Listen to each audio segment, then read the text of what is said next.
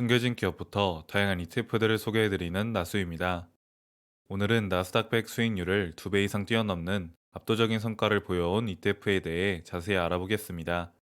최근 AI 산업의 급성장과 함께 기술주 투자에 대한 관심이 높아지고 있는 가운데 단순히 나스닥에 투자하는 것을 넘어 더욱 전략적인 접근이 가능한 상품들을 소개해드리려 합니다. 특히 액티브 운용 전략을 활용하여 시장 변화에 빠르게 대응하는 ETF들이니 포트폴리오의 일부로 고려해 보시면 좋을 것 같습니다. 첫 번째로 살펴볼 ETF는 타임폴리오 미국 나스닥 100 액티브입니다.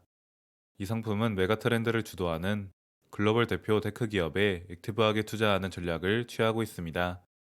2022년 5월 11일에 상장되어 현재 운용 규모가 7,600억 원에 달하며 타임폴리오 자산운용에서 관리하고 있습니다. 실비용은 1.2%로 패시브 ETF들에 비하면 굉장히 높은 편이지만 액티브 운용 성과가 뛰어나 충분히 합리적이라고 판단됩니다. 수익률 측면에서 타임폴리오 미국 나스닥 100 액티브는 압도적인 성과를 보여주고 있습니다. 최근 6개월 수익률 60.09%, 1년 수익률 75.94%, 3년으로는 250.47%를 기록했습니다. 같은 기간 나스닥 100은 6개월로 22.04%, 1년으로는 31.12%, 3년 116.8%의 수익률을 보였습니다. 사실상 모든 구간에서 나스닥 100을 2배 이상 크게 상회하는 성과를 달성하고 있어 액티브 운영 전략의 효과가 명확하게 드러나고 있습니다. 현재의 구성 종목을 보면 테슬라가 5.1%, 알파벳 5.1%, 레딧 4.55%, 엠러빈이 4.55% 순으로 편입되어 있습니다. 종목별 비중은 큰 쏠림이 없고 빅테크에 집중되어 있는 포트폴리오도 아닌 모습인데요. 기본 나스닥 100의 구성 종목과 비교해보면 차이가 명확합니다. 나스닥 100에서는 엔비디아가 9.8%로 1위를 차지하고 있고 마이크로소프트가 8.39%, 애플 8.24%로 빅테크 중심의 포트폴리오를 구성하고 있습니다.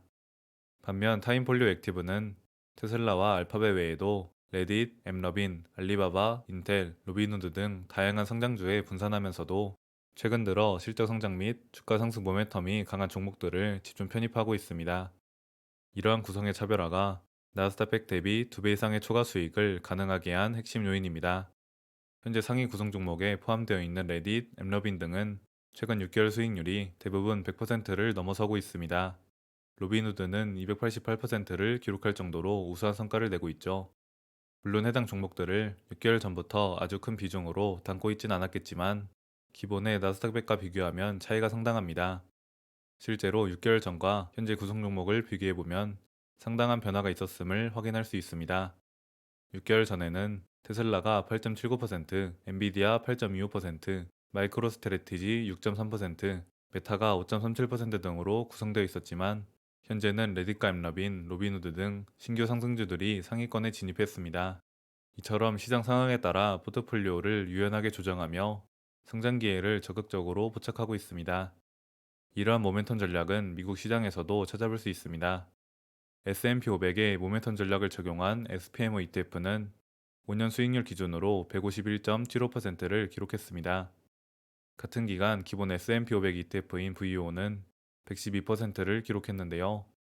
SPMO 역시 기본 S&P 500 지수를 크게 상회하는 성과를 보여주고 있으며 이는 모멘텀 전략이 장기적으로 유효함을 입증합니다.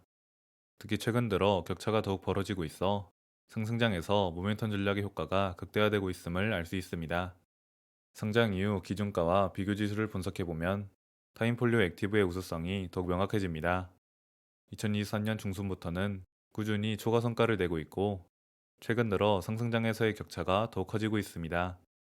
물론 하락 시기에는 더 큰 하락폭이 나타나는 모습이었는데요. 그렇기에 무조건적으로 해당 액티브 상품을 편입하는 것이 아니라 일부 비중만 활용하는 것이 중요하고 특히 조정 시기에 주목해보면 좋을 것 같습니다.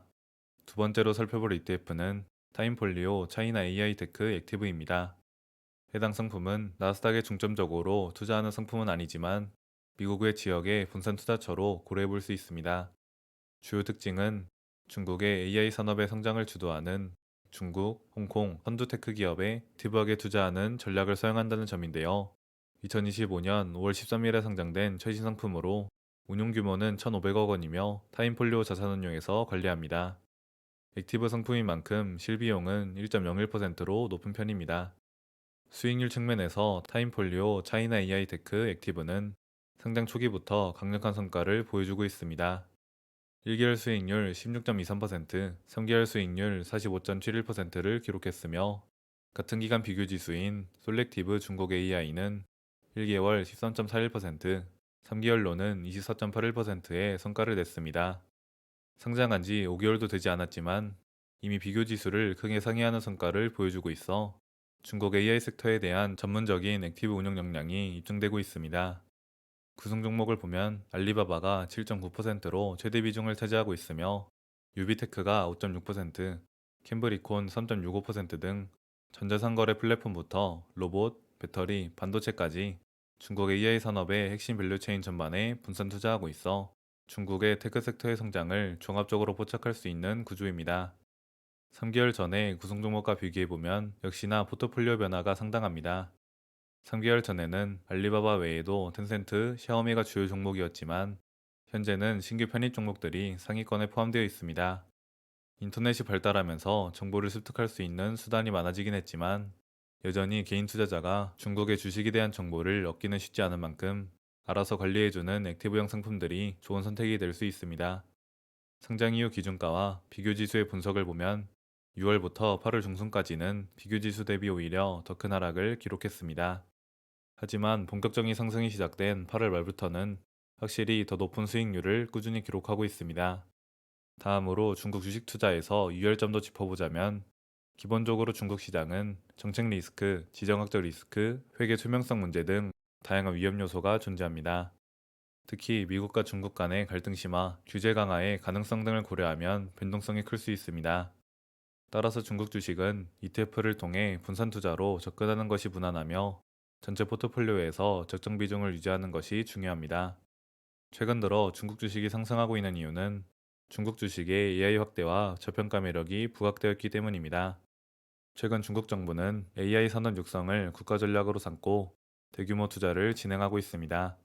기업에 대한 규제도 많이 풀어주고 있는 모습을 보이고 있고 알리바바의 AI 기술과 바이두의 자율주행, 캠브리콘 등 AI 관련 기업들의 기술 경쟁력이 빠르게 향상되고 있습니다.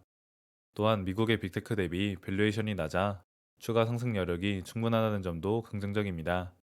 정책 리스크만 관리된다면 중국 AI 섹터는 향후에 큰 성장 기회를 제공할 것으로 전망됩니다. 지금까지 비교 지수를 뛰어넘는 압도적인 성과를 보여준 액티브 ETF 두 가지를 알아보았습니다. 타임폴리오 미국 나스닥 100 액티브는 미국의 테크 중심 시장에서 모멘텀 종목을 적극적으로 담으며 시장 대비 2배 이상의 초과 수익을 올리고 있고 타임폴리오 차이나 AI 테크 액티브는 중국의 AI 산업 성장에 초입해서 빠르게 성과를 내며 비교 지수를 크게 앞서가고 있습니다. 두 ETF 모두 공통적으로 액티브 운용을 통해 빠르게 시장 변화를 반영한다는 점이 특징입니다. 하지만 그만큼 변동성이 크기 때문에 포트폴리오 전체의 일부 비중으로 활용하는 것이 좋습니다. 상승장에서의 초과 성과를 노리되 조정 시기를 기회로 삼는 전략이 유효할 것입니다. 최근 들어 AI 기술 변화의 흐름 속에서 이렇게 능동적인 투자 전략을 가진 ETF들은 충분히 매력적인 선택지가 될 수 있습니다. 이상으로 압도적 성과를 보이고 있는 액티브 ETF 두 가지를 소개해드렸습니다. 도움이 되셨다면 구독과 좋아요, 알림 설정까지 부탁드리며 오늘도 끝까지 시청해주셔서 감사합니다.